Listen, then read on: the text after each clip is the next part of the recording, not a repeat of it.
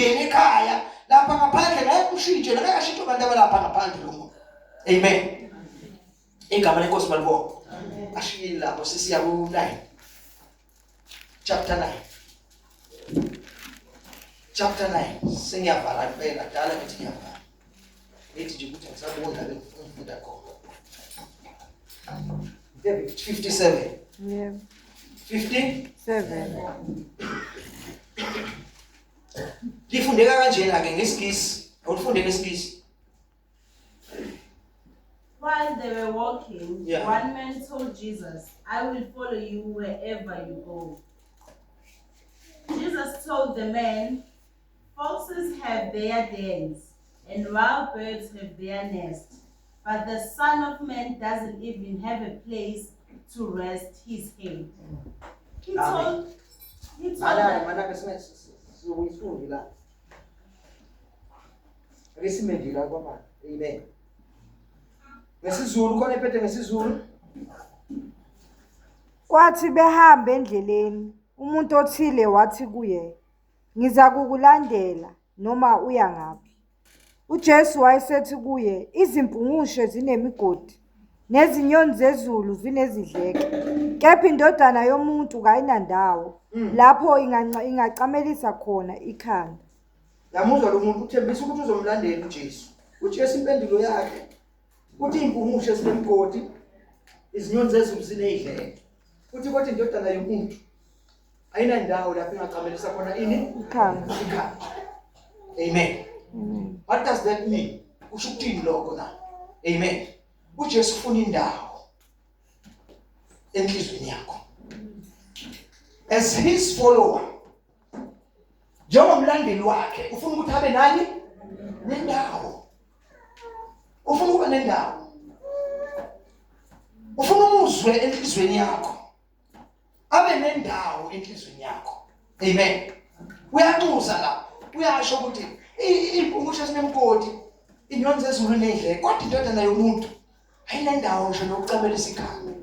Amen. Qhubeka futhi. Wayesethi komunye, "Ngilandele." Wathi yena, "Ngivumele ngiye kuqala ukuyakumbela ubaba."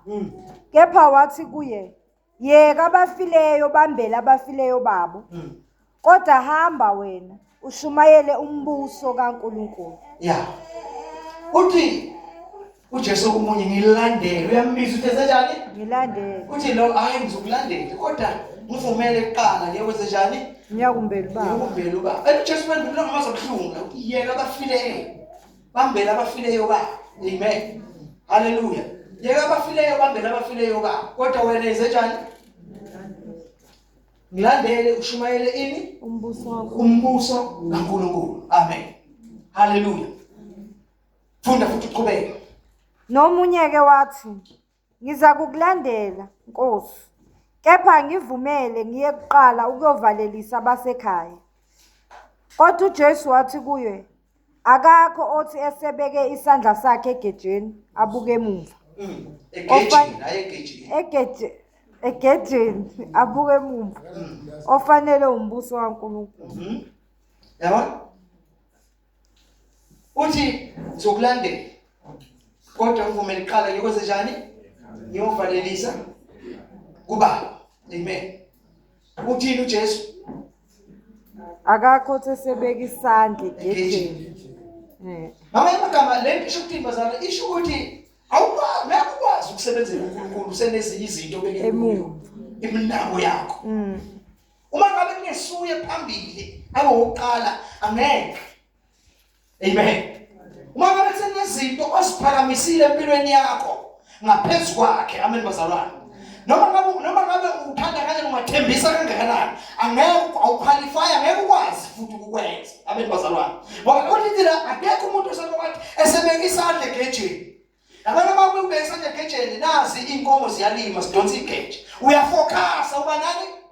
Because umsele esudroba idonsa wena, ukhanda umsele straight oqondile ofanele uyophuma le. Lesikhathi ubheka emuva, ujeqeza emuva, igeje liyaphuma, akindima yakho ilimayo ayizuba yinhle. So unjalo umuntu osebenzela uNkulunkulu abe nezinye izinto asibeka phambili. Amen bazalwane.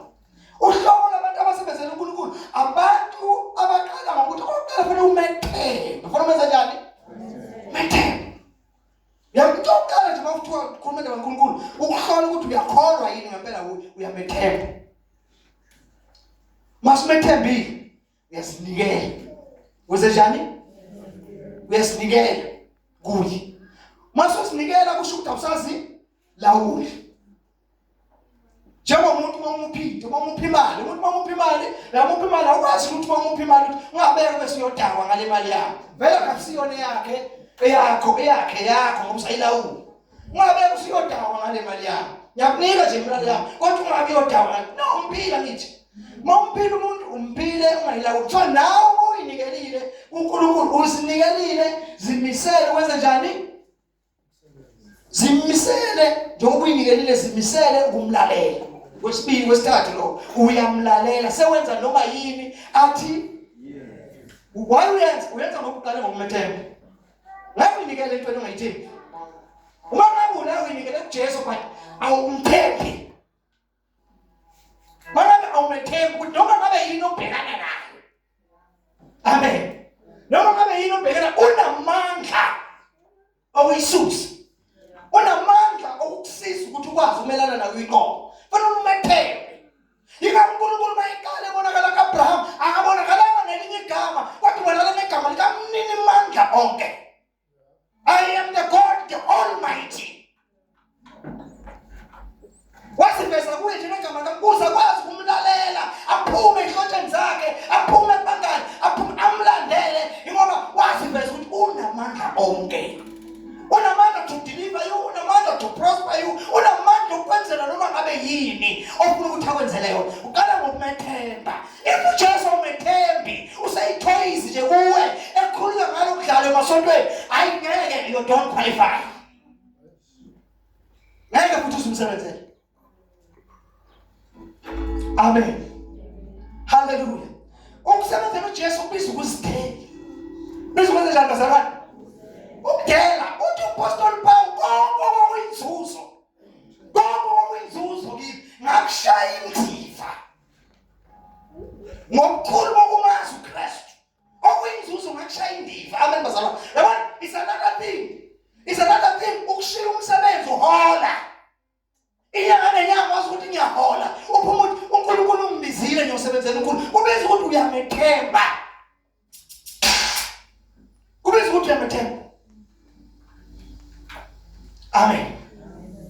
Kunzima ukuthi singajoba sithi sizophuma manje sihambe siyovangela siyokwenza ama-open air. Kubiza ukuthi uyamethemba yini? Uyamethemba yini ukuthi uzobungedwa uzobe khona la? Uyamethemba yini uNkulunkulu? Because lapha siyakhona abantu abezokuvumelana nathi, bazophambana nathi, bazosho okuningi, abanye bazokuthuka, abanye bazokuthuka live, abanye bazofika phambi kwakho uzospendela nomfundisi lo. Uzospendela umsindo like says today. But please ukuthi uyamethemba yini? Thina sikashukumele egameni, uthi uma ungena ekuseni ngeMonday esitimeleni, ongena nje ngeMonday ekuseni esitimeleni, uqala baba ufika labo futhi abadala baphepha. Sabeyasasa shwaye, amayithi inhlana, uzozwa ke nabafundi sekubonile ungena emnyango. Uzozwa ke nabafundi bazongena bezosibangela isidina la. Bena bezosimemezela isithathu uvama ukuvala wena uthi ungasaqhubeki. Amen. But because there is something burning inside you, uqala kancane, ukhabelele. Ngiyamethemba.